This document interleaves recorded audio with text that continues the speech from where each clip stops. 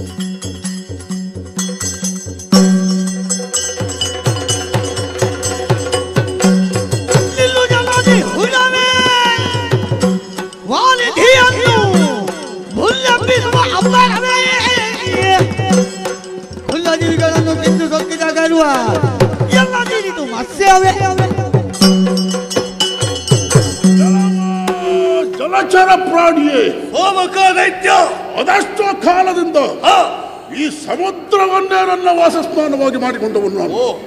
ಒಮ್ಮಿಂದೊಮ್ಮೆಲೆ ರಕ್ಕಸ ಹೊಲೆಗಳು ಎತ್ತು ಅದರ ಮಧ್ಯದಲ್ಲಿ ನೀನೊಬ್ಬ ಕಾಣಿಸಿಕೊಂಡಿದ್ದಿ. ಬೃಹದ್ಗಾತ್ರದ ಮತ್ಸ್ಯವೇ, ನೀನು ಎಷ್ಟಾದರೂ ಒಂದು ಮತ್ಸ್ಯ. ನಿನ್ನಂತಹ ಮೀನುಗಳನ್ನು ದಿವಸಕ್ಕೆ 1000 ನುಂಗಬಲ್ಲೆ ನಾನು.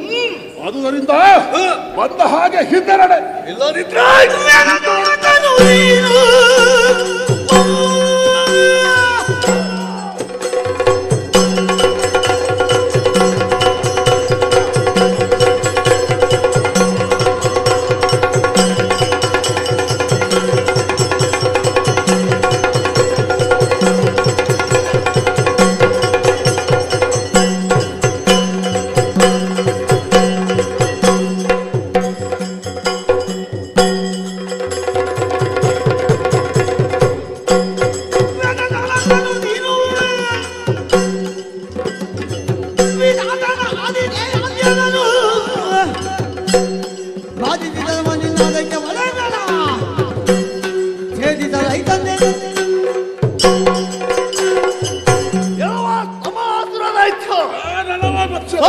ದೈತ್ಯನಮ್ಮಂತ ನಾಮಕರಣ ಇದ್ದದ್ದು ನಿನ್ನದು. ತಮನಮ್ಮಂತ ಹೆಸರನ್ನಿಟ್ಟು ಪ್ರಪಂಚವನ್ನೇ ತಮಗೊಳಿಸುವುದಕ್ಕಾಗಿ ಮುಂದಾದ ನೀನು ಎಲ್ಲವ ತಮಾಸುರ. ನೀನು ಮಾಡಿದ ಅನ್ಯಾಯವೊಂದಲ್ಲ ಎರಡಲ್ಲ, ನೇರವಾಗಿ ಧರೆಯಲ್ಲಿದ್ದವ ನೀನು. ಮಾಯಾವಿದ್ಯೆಯನ್ನೆಲ್ಲ ಅರಿತಂತ ನೀನು ಸ್ವರ್ಗದತ್ತ ದಾಳಿಯನ್ನೇ ಮಾಡಿ ದೇವಲೋಕದಲ್ಲಿ ಸೋತು ಬಂದವ ನೀನು. ತದನಂತರ ನಿನ್ನ ಪ್ರಯತ್ನ ಮುಖ್ಯವಾಗಿ ವೇದಗಳನ್ನೆಲ್ಲ ಅಪರಿಸಿ ಮಂತ್ರ ಘೋಷಣೆಗಳನ್ನೆಲ್ಲ ನಿಲ್ಲಿಸಿದವ ನೀನು. ಯಾಕೆ ಇತ್ಯಾದಿಗಳನ್ನೆಲ್ಲ ನಿಲ್ಲಿಸಿ ಲೋಕ ಕಂಟಕನಾಗಿ ಬೆರೆದಾಡಿದವ ನೀನು. ನಿನ್ನಂತವನ ಉಳಿಯ ಕೂಡದು ಎಂಬ ಕಾರಣಕ್ಕಾಗಿ ಎಲ್ಲ ಬಂದವ ಯಾರೆಂಬುದನ್ನು ಸರಿಯಾಗಿ ನೋಡು. ಪಾಲನ ಕರ್ತನಾದ ನಾರಾಯಣ ನಾಳೆ ಮತ್ಸ್ಯಾವತಾರಿಯಾಗಿ ಬಂದಿದ್ದೇನೆ. ನಿನ್ನನ್ನು ನಾನು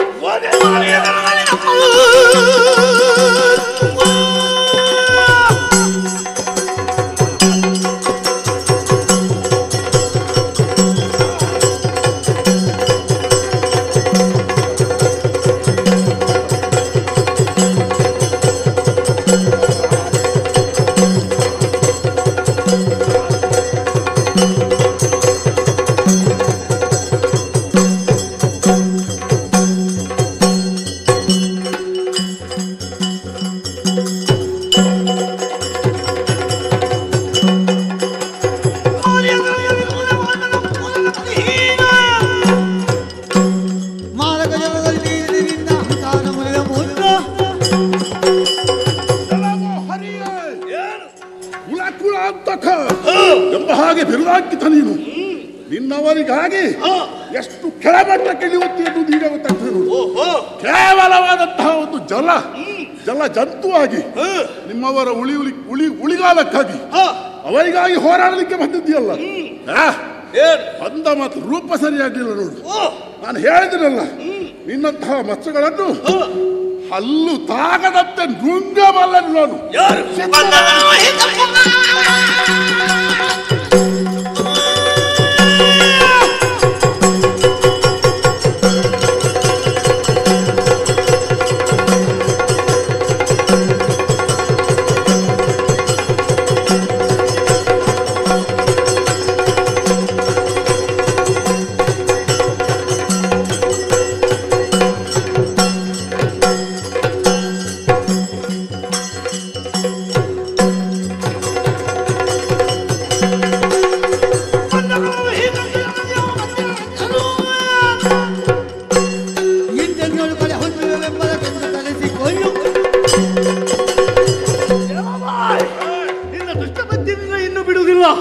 ಸಾಯುವ ಕಾಲ ಬಂದ್ರು ಕೂಡ ನಿನಗೆ ಬದುಕುವ ಆಸೆ ಇಲ್ಲ. ಏ ಪಾಪಿ, ನಾರಾಯಣ ಅಂತ ತಿಳಿದು ಕೂಡ ಮತ್ಸ್ಯಾವತಾರಿಯಾಗಿ ಧರಿಸಿದ್ರು ಕೂಡ ಕೊಂದು ತಿನ್ನಲ ಬಂದ ನಿರ್ಧಾರಕ್ಕೆ ಬಂದಲ್ಲ. ಕೊಂದು ತಿನ್ನುವ ವಿಚಾರವನ್ನೇ ಬಿಟ್ಟು ಬಿಡು. ನಿನ್ನ ಕಂಠದಲ್ಲಿ ವಿಷವಾಗಿ ಮೆರೆದಾಡಿದಳು. ಅಷ್ಟು ಮಾತ್ರವಲ್ಲ, ನಿನ್ನ ಜೀವಕ್ಕೆ ವಿಷವಾಗ್ತೇನೆ. ವೇದಗಳನ್ನು ವಿಧಾನಗಳಿಗೆ ಒಪ್ಪಿಸು. ಲೋಕ ಕಂಠಗಳಾಗಿ ಮೆರೆದಕ್ಕಾಗಿ ತಪ್ಪಾಯ್ತಂತ ಶರಣಾದ್ರೆ ಬದುಕುವುದಕ್ಕೆ ಬಿಟ್ಟರು. ಇಲ್ಲದಿದ್ದರೆ ನಿನ್ನನ್ನು ನಾಶ ಮಾಡಿದ್ದಾರೆ.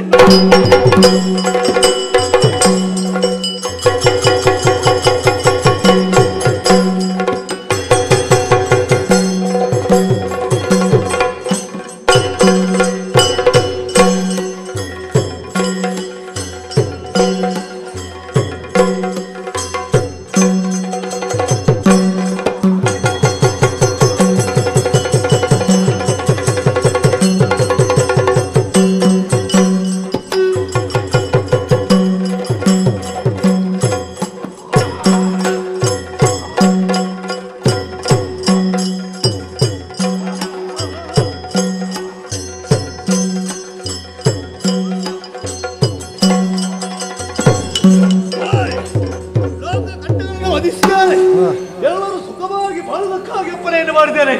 ನೇರವಾಗಿ ವೈಕುಂಠ ಭ್ರಮಣ ಸೇರ್ತೇನೆ.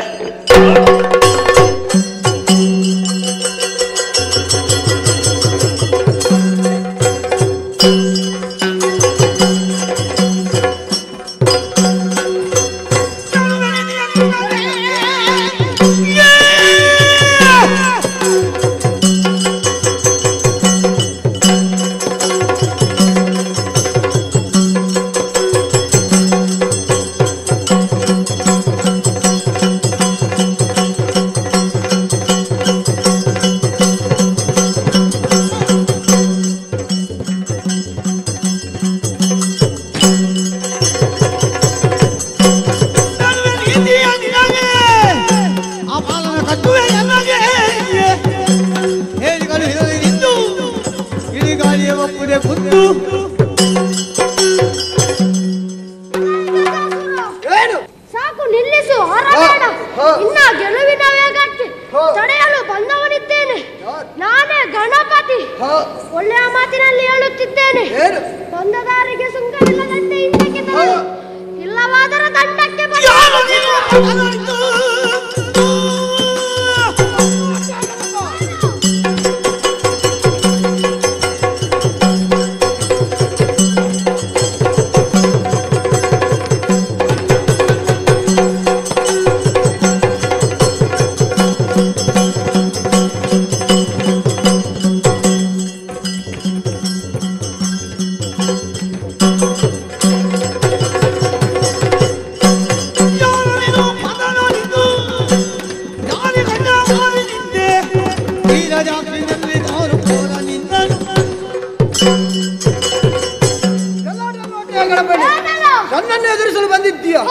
ಅದು ಗಜಾಸುರನನ್ನು ಎದುರಿಸಿ ಬಂದಿದ್ದೀಯಾ?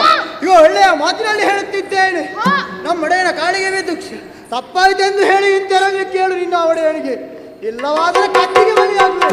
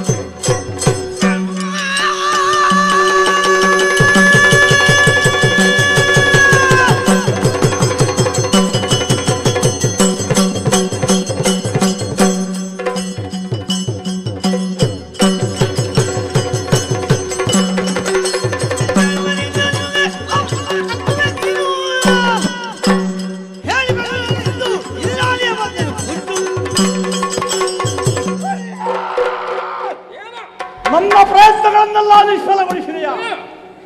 ತಮನನ್ನು ಕೊಂದೆಯ? ಗಜಾಸುರನ ಮುಗಿಸಿದೆಯ? ನಷ್ಟವಾಗಿ ಹೋದ. ಈಗ ಅಳುಕುತ್ತಾನೆ ತಮ್ಮ ವಿಷಬೇಡ. ಏನು ಧೈರ್ಯ? 2 ಕಂಬಗಳು, ಒಂದು ಲೋಹ ಮತ್ತೊಂದು ವಜ್ರ. ಪ್ರಯತ್ನ ಪಟ್ರೆ ವಜ್ರದ ಕಂಬ ಮುರಿದೀತು, ಲೋಹದ ಕಂಬ ಬಾಗೀತು.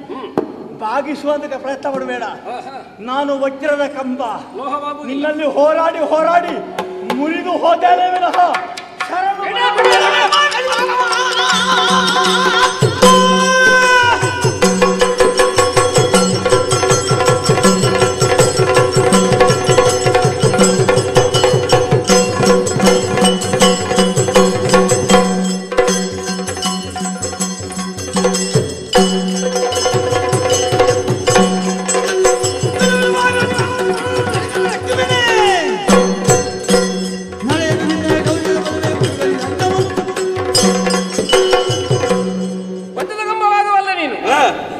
ವಜ್ರವನ್ನು ಬೇಕಂತೆ ತುಂಡರಿಸಿದೆ ಅಂತಾದ್ರೆ ಆಕಾರಕ್ಕೆ ತಂದ್ರೆ ಆಭರಣವಾಗಿ ಧರಿಸುವುದಕ್ಕಾಗ್ತದೆ. ನೀನು ಅಷ್ಟಕ್ಕೂ ಆಗದವು. ಅದನ್ನ ವಜ್ರವಾಗಿ ಸಿದ್ಧನಾಗದೆ ಹೋದೆ ಅಲ್ಲ, ಮುರಿಯುವುದಕ್ಕೆ ಸಿದ್ಧನಾಗ್ತಿ ಅಂತಾದ್ರೆ ಮುರಿದೇನು ಎನ್ನುವಂತಹ ನೈರ್ಯದಿಂದಲೇ ಬಂದವನು ನಾನು. ಕುಲಕಂಟಕನಾದೆ, ಧರ್ಮಬಾಹಿರನಾದೆ, ಕರ್ಮದೋಷಿಯಾದ ನೀನು. ಅಂತಹ ನಿನ್ನನ್ನು ಕತ್ತರಿಸುತ್ತೇನೆ. ನಿನ್ನನ್ನು ಅನಂತನೆಂದು ಪದ್ಮನಾಭನೆಂದು ಕೊಂಡಾಡಿದ್ದಾರೆ. ನಿನ್ನಲ್ಲಿ ಅಳಿದವರೆಲ್ಲ ನರಕ ಲೋಕಕ್ಕೆ ಹೋಗಲಿಲ್ಲ ಅಂತ ಪ್ರತೀತಿ, ಮುಕ್ತರಾಗ್ತಾರೆ. ನಾನು ಅಳಿದೆ ಅಂತ ಅದನ್ನು ಸಿಗುತ್ತದಲ್ಲ, ಸಿಗ್ತದೆ. ನಿನ್ನ ಸಾನ್ನಿಧ್ಯದಲ್ಲಿ ಅದು ಒದಗಲಿ.